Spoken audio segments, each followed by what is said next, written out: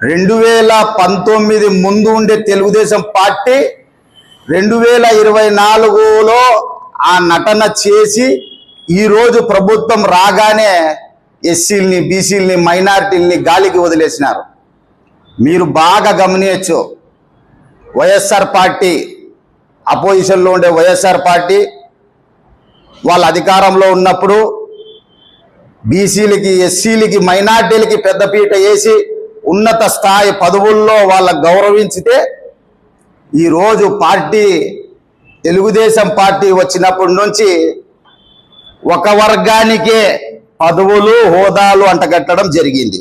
ఎందుకంటే సీనియర్లందరినీ, సీనియర్ నాయకుల్ని ఇంటికి పరిమితం చేసి కొత్త సూట్ కేసులు మోసుకొని వచ్చిన వారికి వాళ్లకు అధికారం ఇవ్వడము.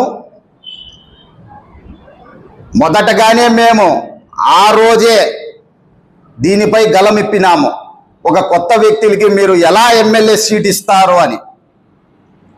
ఈరోజు ఆ రోజు చేసిండే దానికి ఈరోజు గర్వంగా ఉంది నాకు.